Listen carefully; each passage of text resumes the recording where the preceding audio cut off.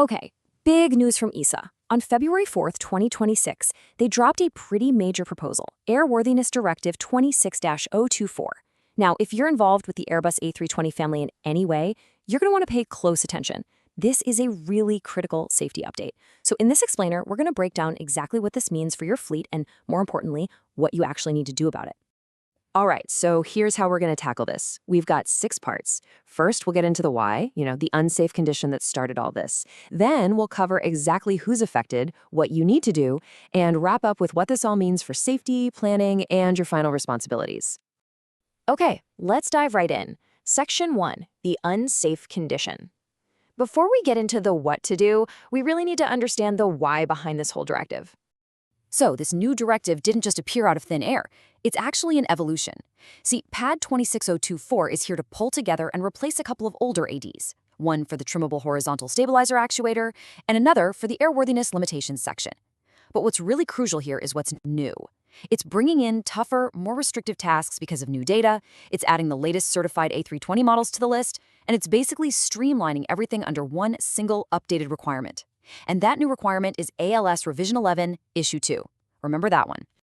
At the heart of every single one of these airworthiness directives is the mission to stop something called an unsafe condition. And that definition you see, that's the official language. It's the whole reason these directives are mandatory. It's all about making absolutely sure an aircraft is safe to fly. And listen, EASA is not messing around here. They couldn't be more direct about what's at stake. This quote is pulled straight from the document. It really drives home how serious this is. We're not talking about suggestions or best practices. These are mandatory instructions, plain and simple. They're what's considered essential to keep these planes airworthy. Okay, so we've covered the why. Now, let's talk about the who. Section 2 is all about applicability, which basically means figuring out exactly which aircraft are on the list. And let me tell you, the scope here is, well, it's huge. We're talking about the entire A320 family. Everything from the A318 all the way up to the very latest A321 variants.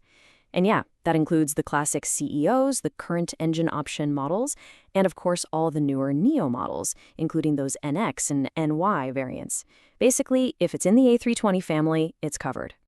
And just to be absolutely crystal clear about this directive applies to all manufacturers' serial numbers. No exceptions, no carve-outs. We're talking from the very first A320 family jet that ever rolled off the line to one that was just delivered yesterday. Every single one. Okay, this brings us to what's probably the most important part for all of you, the required actions. This is the nitty-gritty, the what, the how, and maybe most critically, the when. So if we look at it from a high level, it really boils down to 3 core steps. It's pretty straightforward, actually. 1, you've got to accomplish the maintenance tasks. 2, if you find anything, you have to fix it. And 3, you need to revise your aircraft maintenance program, or AMP, to make these changes stick. All right, let's get into the details. The document you're going to live and breathe for this is Airbus's ALES Part 4 Revision 11.2. That's your playbook. So all the tasks and part replacements, you do them according to the new thresholds and intervals laid out in there. Find any discrepancies? They have to be addressed before the very next flight. No exceptions. And then, here's the big deadline for all you planners out there. You have exactly 12 months from the effective date to get your aircraft maintenance program officially revised. Yeah, let's just pause on that for a moment. 12 months. That is the critical deadline. Every single camo, every planning department, every manager needs to have this date circled in red on their calendar. This is your window. It's the time you have to basically bake these new, tougher tasks right into the DNA of your fleet's maintenance schedule. So we've gone through the why, the who, and the what. Now let's shift gears and talk about the upside of all this work, the real impact this has on safety and keeping these aircraft airworthy. Look, it really comes down to a classic problem and solution situation. The hazard, the risk, is pretty straightforward. If your maintenance instructions are out of date, you could be looking at a potential component failure. Not good. The solution? That's the mitigation, and it's all about compliance. By sticking to this updated ALS, you're making sure those absolutely critical tasks get done when they're supposed to, and that directly protects the aircraft and everyone on board. Okay, time to put on a different hat. Let's look at this from a management and commercial point of view. This part is for the planners, the execs, the decision makers. what does this all mean for operations? All right, if you're in management, here's your executive summary, the stuff you absolutely need to know. First, the fleet affected, 100% of your A320 family. The number one action item? Revising that aircraft maintenance program, the AMP. The key deadline? You guessed it, 12 months. Now, operationally, your planners need to dig into these new, more restrictive task intervals, because that's where the rubber meets the road. And yeah, the impact? You're likely looking at a potential increase in downtime and needing to shift more resources to get this done.